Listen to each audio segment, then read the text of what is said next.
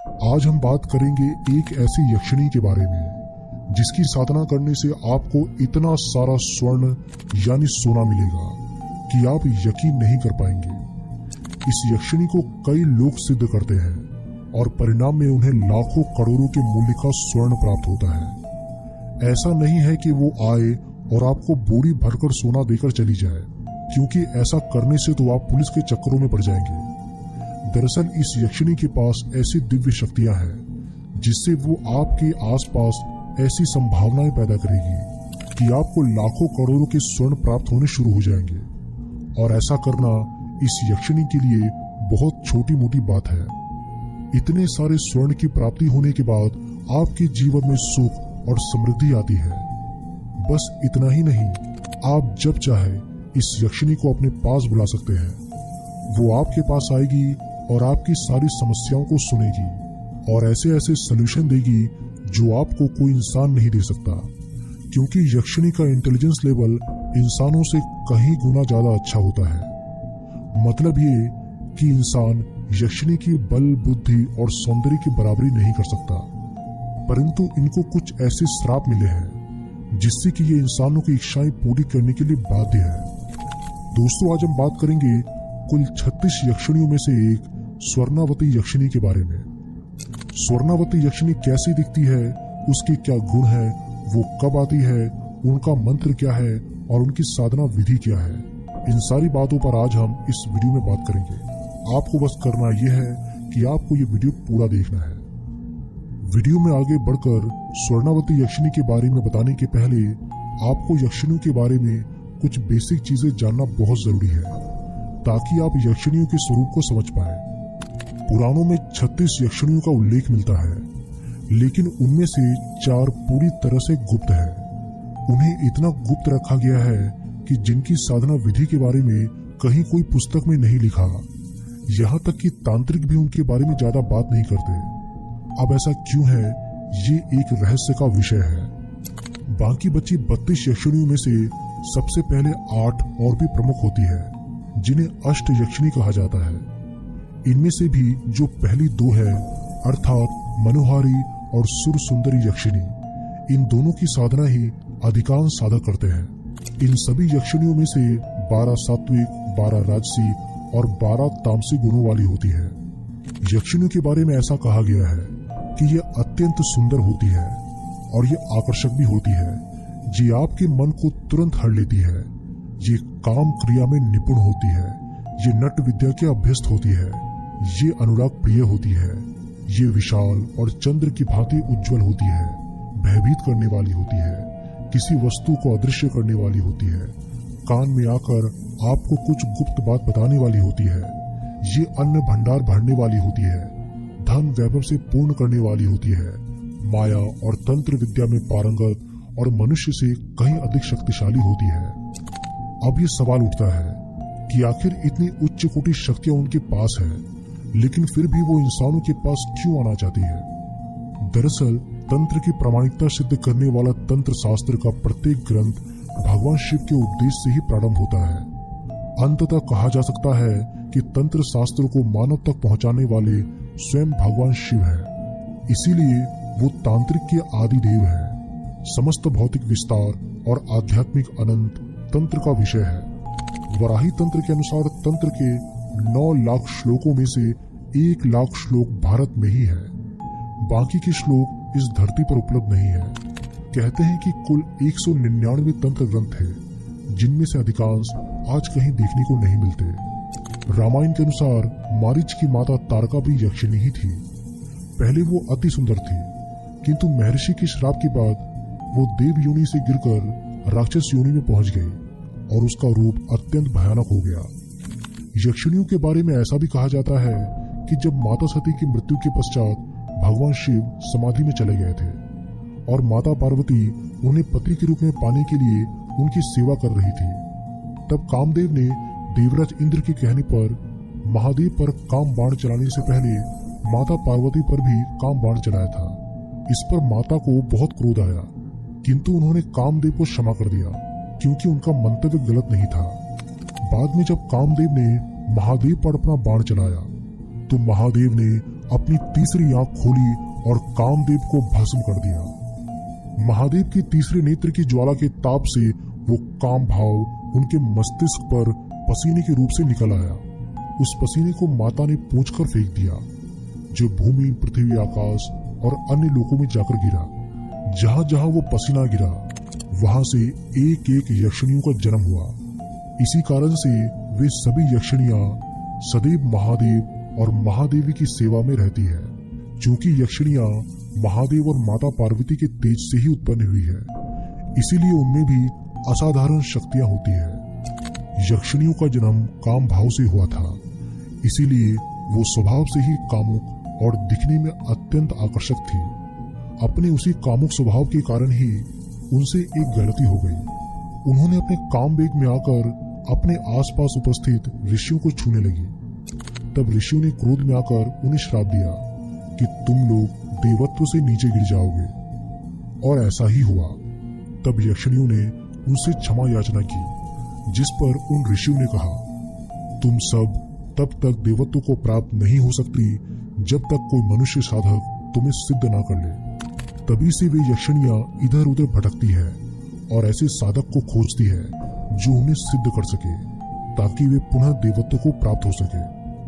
यहीं से मनुष्य और यक्षिणियों के बीच एक संबंध बना। मनुष्य के पास जो नहीं है वो उसे यक्षिणियों से प्राप्त हो जाता है, और जो यक्षिणियों को चाहिए वो उसे मनुष्य से मिल जाता है। दोस्तों, एक बात आपको समझना ही पड़ेगा कि देवताओं को प्रसन्न करना अत्यंत कठिन है, लेकिन उपदेवताओं को प्रसन्न करना अत्यंत सरल है। हालांकि उपदेवता वो सब कुछ प्रदान नहीं कर सकते जो कि देवता दे सकते हैं, जैसे कि मोक्ष और परमात्मा की प्राप्ति, लेकिन फिर भी उनके पास इतनी अधिक शक्ति है जो साधारण मनुष्यों की हर भौतिक इच्छा को पूरी कर सकती है। इसीलिए लोग यक्षिणी साधना करते हैं, क्योंकि देवताओं को प्रसन्न करना विशेषकर कलयुग में तो लगभग असंभव है।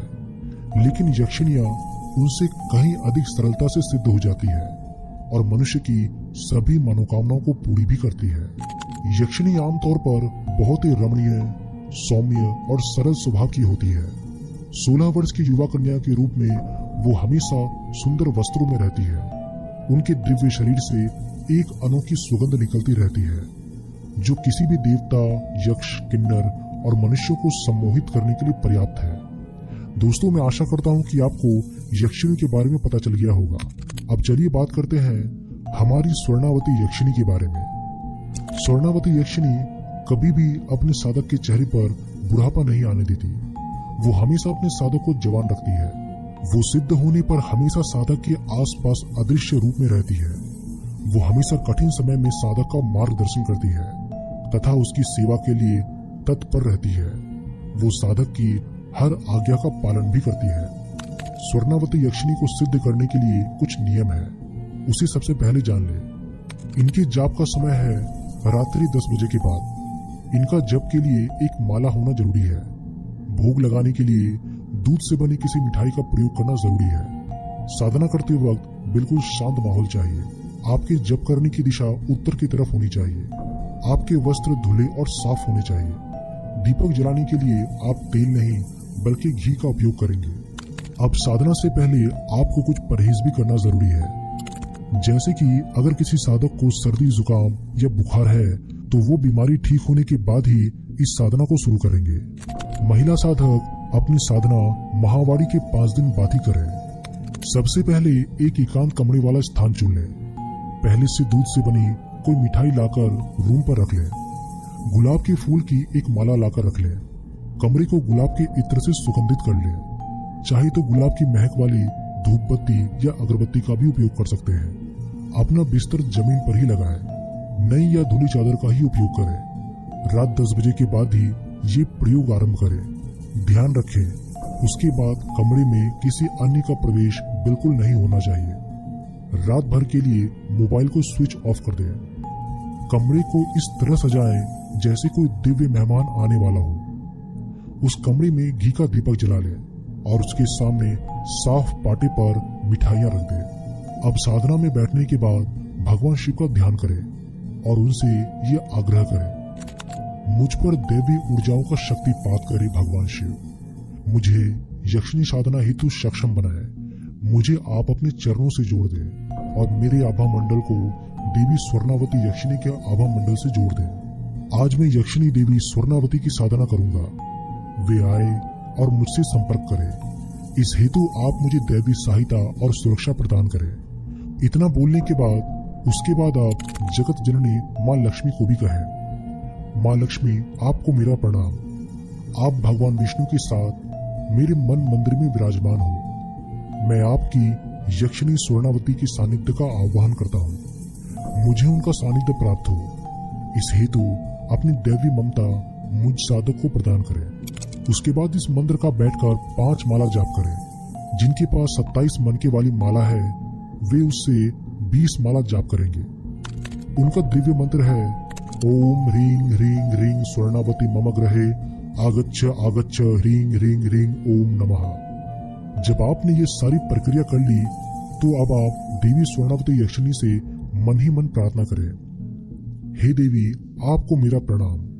आप आए मेरे मन मंदिर में विराजमान हो। मैंने आपको अपने आध्यात्मिक मित्र के रूप में सिद्ध किया है। आज मैं आपका आह्वान करता हूँ। मुझे अपनी उपस्थिति का प्रमाण दें। मिष्ठान ग्रहण करें। आपको माला पहनानी ही मेरी इच्छा है। इसे स्वीकार करें और साकार करें। उसके बाद आप धरती माँ को प्रणाम करें और उन्हें धन्यवाद दें। उसके बाद पंच तत्व को प्रणाम करें और उन्हें धन्यवाद दें। उसके बाद आप अपने कुंडलिनी आभा मंडल और ऊर्जा चक्रों को प्रणाम करें और उसे धन्यवाद दें। ऐसा करने से आप पूरी तरह से प्रकृति से जुड़ पाएंगे और जिससे आपकी साधना बहुत जल्दी सिद्ध हो जाएगी। ये सब करने के बाद उसके बाद आप बिस्तर पर सो जाएं। रात में कमरे में किसी की उपस्थिति का एहसास हो तो बिल्कुल न डरें। सोते समय या जागते समय किसी द्वारा छुए जाने की अनुभूति भी हो सकती है। आपको कमरे में किसी के चलने की भी अनुभूति हो सकती है। किसी के पास आकर बैठने की भी अनुभूति हो सकती है। किसी के कान में फुसफुसाने या स्पष्ट बात करने की अनुभूति हो सकती है। कुछ खास साधकों को देवी के सामने बैठने की अनुभूति हो सकती है। ऐसा होने पर पास रखा गुलाब के फूलों का हार उठाकर देवी के गले में पहना दे। दोस्तों, जो भी बातें मैंने कही उसे अपनाने के पहले एक गुरु की तलाश अवश्य कर ले, क्योंकि गुरु की सानिध्य में ही ऐसी साधनाएं अच्छी तरह से सिद्ध हो पाती है। क्योंकि गुरु आपकी रक्षा करेंगे। अगर आपने कुछ गलती की तो उसे सुधारेंगे और रक्षा मंत्र भी देंगे। इसीलिए गुरु बहुत बहुत इम्पोर्टेंट है। दोस्तों, आशा करता हूँ कि आपको ये सारी बातें समझ में आ गई होगी। इस वीडियो में बस इतना ही। अगर कोई सवाल अगर आपके मन में है तो आप हमें कमेंट बॉक्स के माध्यम से निस्संदेह पूछ सकते हैं। हमने और भी दूसरी यक्षिणियों के बारे में वीडियोस बनाए हैं। आप उन्हें भी देख सकते हैं और इन पराशक्तियों से जुड़कर जीवन में बहुत बहुत आगे बढ़ सकते हैं। भगवान शिव आपका कल्याण करे। वीडियो पसंद आए तो वीडियो को लाइक, शेयर और चैनल को सब्सक्राइब करना मत भूलिएगा। मैं बहुत जल्दी मिलता हूँ आप सभी के साथ एक नए वीडियो में। तब तक के लिए नमस्कार।